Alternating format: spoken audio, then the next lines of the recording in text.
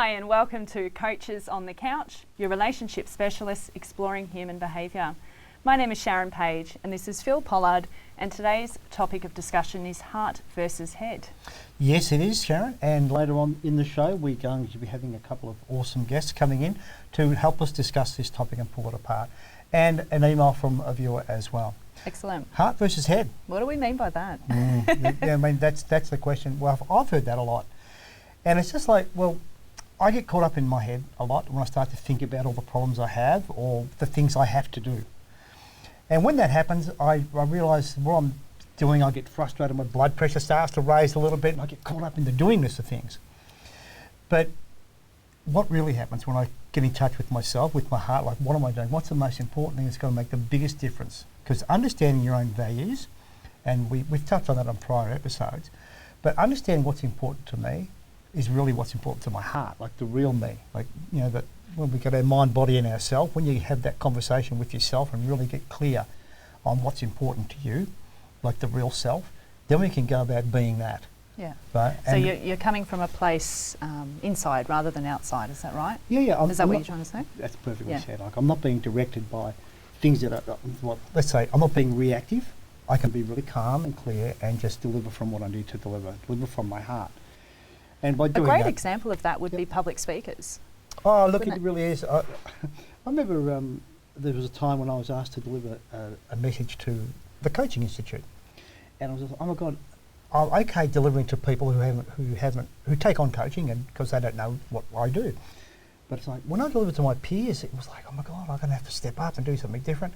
What am I going to say? What am I going to do? I realised this conversation I was having was all about me. Mm. And I was like, oh my God, it's not really about me. I need to deliver something really powerful to the audience. So when I got out of my head and I really started to get over there with the audience. And when you're over there with the audience, you get out of your head, and what you're doing is you're serving the customer, whether it's the person I'm coaching or the room full of people that I'm addressing. And the minute I did that, time flew. I was able to, I don't know where it came from, but I was delivering powerful messages. People were taking notes. Even the people down the back were moving forward to say, oh, what's he saying? This is an important message. I better make notes of this. And it was funny because I had a thought when I was doing that. I was like, oh, I must be really good. And the minute I thought like that, I broke into a sweat. I didn't know what I was saying. I had to get out of my head again and back to delivering the message that I was here to deliver. Does that make sense? Yeah. Coming from your heart space. Yeah, that's what the heart space means. It really means getting out of your head, because trust yourself. The people that I coach, they do life anyway. Right? People who have a coach or a relationship coach. We all do life. Yeah, we do life. And just like, well, we're doing life, so what do you want to be? Like, what's the thing that lights you up? And when they can get in touch with that and really deliver that, it becomes a whole new being, like a way of being as a thing, as opposed to a thing to do. And I get a way of being is the heart, and the thing to do is like, let's just get the action. How do you tap into the heart space? Keep asking the questions. Like for me, it's just like keep asking the question, like what's the thing that makes your heart sing? What lights you up? Keep doing it. I remember, even when I have coaches that I mentor through, it's just like, well, coaching, you can coach anything. You can coach a football team, you can coach a person, do anything. Mm-hmm. So it's just like, let's just really do what's really clear. Our next guests are committed to transforming the lives of, this is where you get to do the math, 1 billion people by empowering 50,000 coaches to build movements of 20,000 people. They are creating powerful TV shows and multimedia projects, becoming authors for traditional book publishing houses, and building global brands. Mark and Nat help thousands of coaches to shift to Guru, enabling them to live, lead and leave their life-changing legacy on planet Earth. Please welcome the founders of Guru House, Mark Bowness and Nat Binette. Welcome to the show. Thank you so much for having us. You're welcome. Welcome, Nat. Thank you, Sharon. Mark, can you tell us a little bit about what led you to helping coaches in the first place? Yeah, absolutely. I think for me, for many coaches, it starts with a situation in their life. And so for me, at the age of 26 years old, I was married. My life hit this really tough place. My marriage ended. And there was one particular day where my wife walked out. I knew the marriage would be over, and I literally Googled most quickest and painless way to die and attempted to take my own life. I'd hit rock bottom. Wow. But the next day, I woke up with this profound realization of how precious life is, and took myself on an amazing journey, but realized that if I can help coaches to reach those people that I was behind a computer, those that are struggling with relationships, finances, whatever it is, then we could do make a real positive impact on Earth. Absolutely. That's awesome. And what had led you to move to work with Mark, Natalie? Sorry. I was working with experts and coaches in helping them to create products to serve their clients. And what I was finding was that once my clients had amazing products ready to launch or to sell, a lot of them who didn't have databases or large groups of people that they were doing business with on a regular basis found themselves all dressed and had nowhere to go. So I was familiar with Mark's work because I was a part of the group I work in personal development, and I decided to attend one of his events and liked what he was sharing and thought that this was the missing piece for my clients. And so after that, I contacted Mark, and we had a few conversations, and yeah. Well, that's a how match it made in went. heaven. A business marriage made in heaven, yes. Absolutely. And you've built a community of 16,000 coaches. What are the main struggles that you find that coaches come to you with? Yeah, I think the biggest struggle that we see coaches have is that they don't know, there's many coaches out there, they don't know how to build a business that generates leads from a purely business basis and position themselves as the authority amongst other coaches in their space so that they really are the expert. Right. Okay. And what is it that you both do to assist them? Well, Mark teaches people how to engage a specific audience that really relates well with their personal stories and what they decided to help people with, like their mission and their passion. And once the coaches have a strong movement of people who are engaging with them on a regular basis, then I help them create products that serve their audience in the way that their audience wants to be served, and in a way that is also commercially sound and sustainable energy-wise, because we know that a lot of coaches who work a lot tend to be quite tired. Got it. Well, let's press pause on that. We're going to come back straight after a break. Please don't go away, and we'll be back straight after this message.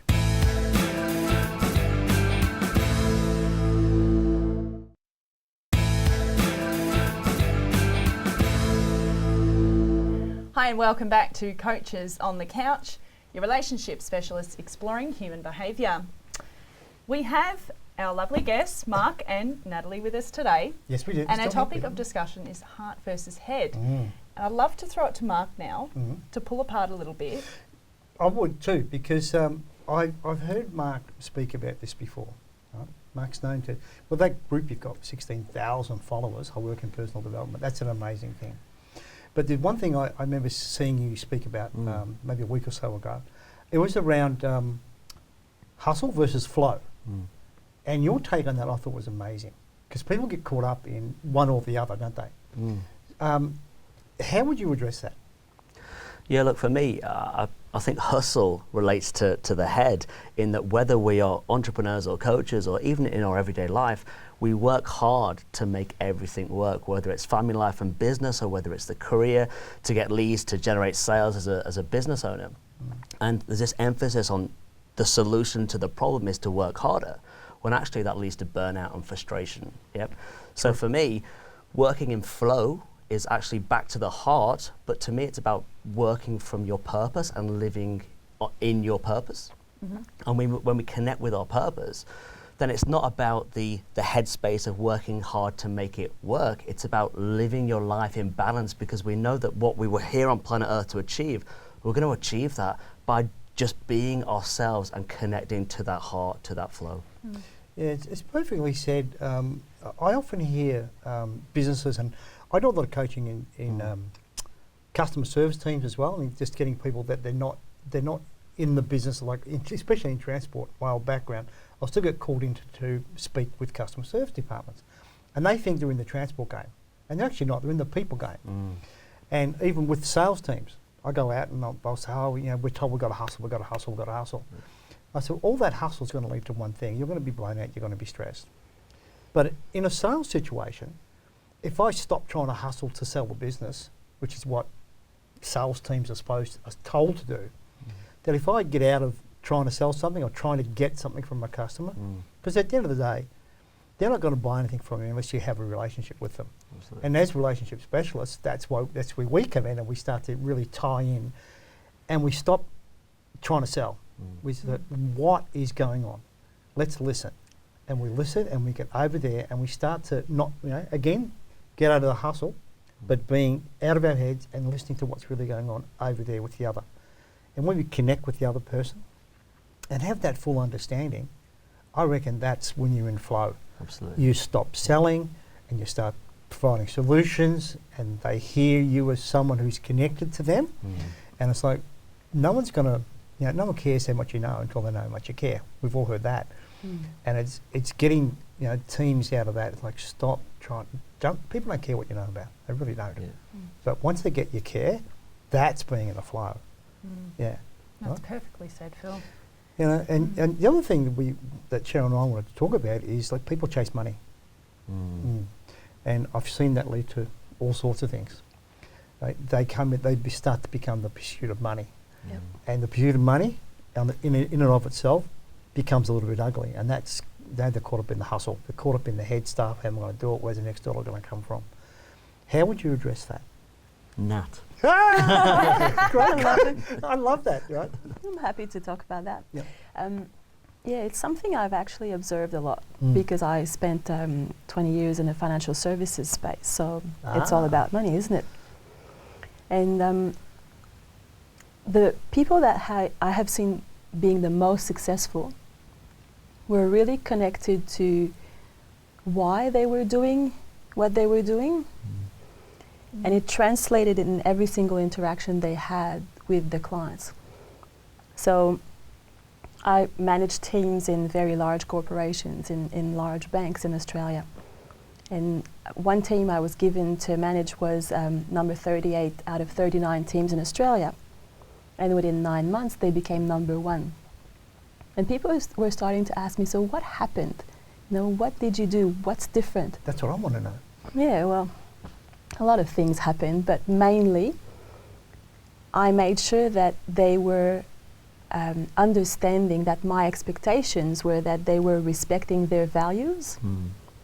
They didn't have to sell their soul to be successful. They had to ask themselves what was important for them and make sure that every day in their work that shone true. Beautiful. Got it. Beautifully said. Yeah. Because I hear when you talk about values and you talk about purpose, Mark, are they the same? No, but they have to be aligned. They do. Very good. Very good. What's the difference? For our viewers watching, what is the difference?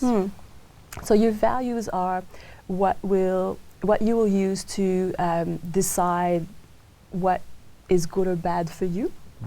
Your purpose is why you're here, what you want to do within those guidelines that your values are. That's how it's been for me in our conversations when we talk about our business and we're planning a new initiative, a new event, a new project. We always have conversations to make sure that our values are being respected and the project is in line with the purpose that you mentioned in the initial introduction. Got it.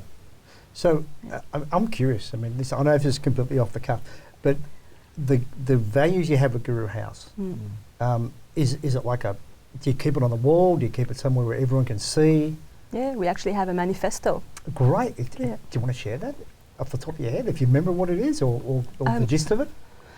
It's more that it's a whole bunch of, it's what we teach our coaches as clients in terms of building movements, that we have a whole bunch of values, a whole list of 15, 20 values that we look up to and respect.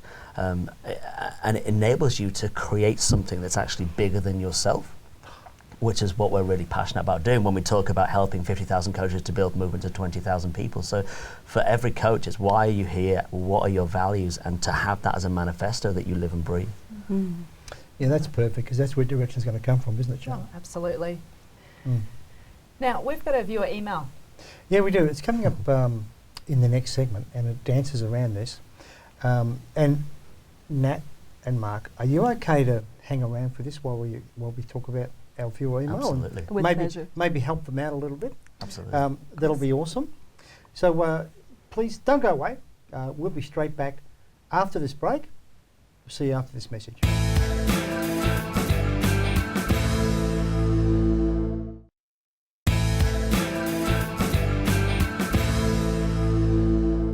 And welcome back to Coaches on the Couch. Now it's time for our viewer email. And Sharon, you've got our viewer email today. Yes, I do, Phil. Who's it from? It's from Shannon in Narre Warren. Ooh. So Shannon writes, "Hi Sharon and Phil, love the show. Thanks, Yay. Shannon. My friends and family keep telling me I should also be a coach, as I've always been able to help them out with advice that works.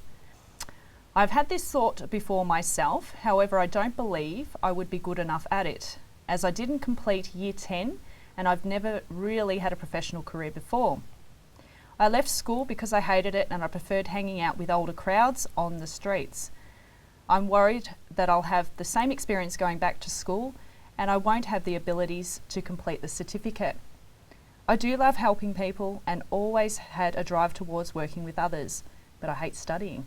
Oh, I so hate it too. Is there a way around this? Shannon from Narre Warren. Wow. What do you think, Mark? Oh, straight to me. Yeah, about that. I think it's first lesson as a coach not to run your life on old patterns and behaviours in your mind and limiting beliefs. That the person that Shannon is now is not the person that she was at school.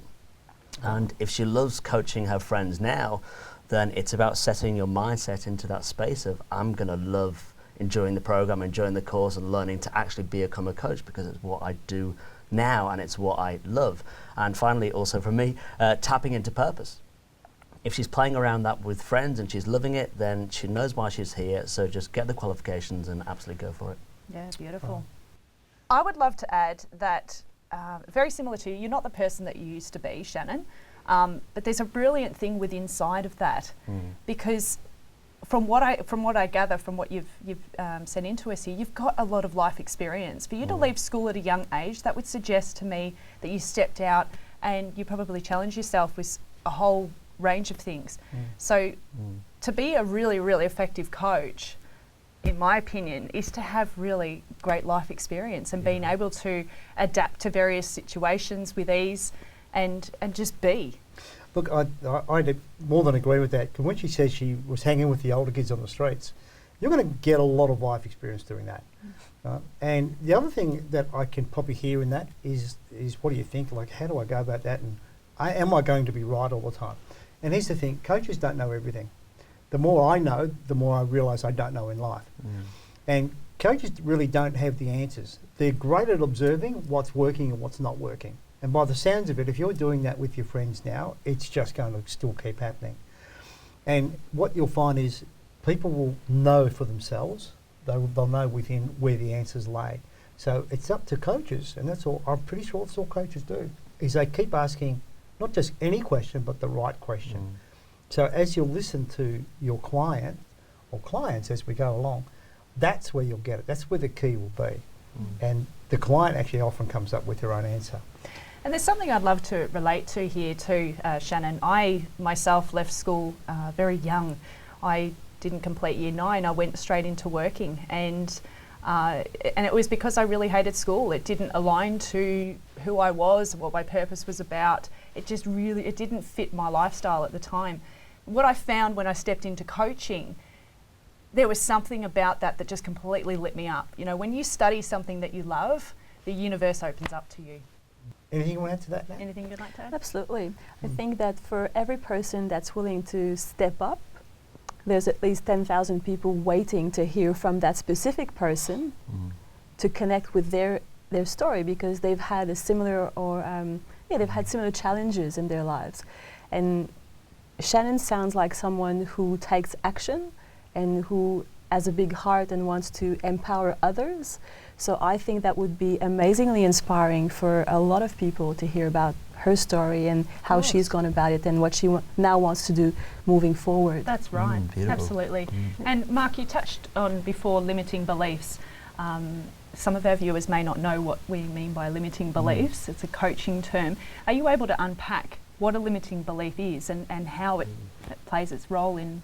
Yeah, just really simply the conversations that we have in our head that Phil alluded to earlier, and how we run these kind of conversations, these negative conversations based upon experiences that we've had previously, and how we look at future experiences based upon those negative experiences that we've had and assume that that will be the solution or the result moving forward. Yeah. And how many of us run our lives on those patterns when actually Shannon's in a great place to really, really enjoy To life. really shift that focus. Absolutely. Yeah, absolutely. What would be your advice to get past a limiting belief? Oh, my advice, number one is just recognise that it's a limiting belief. Anything that stops you from doing what you really want to do is just a chance to break through. So if it stops you, that's the point for a breakthrough. Every time without fail.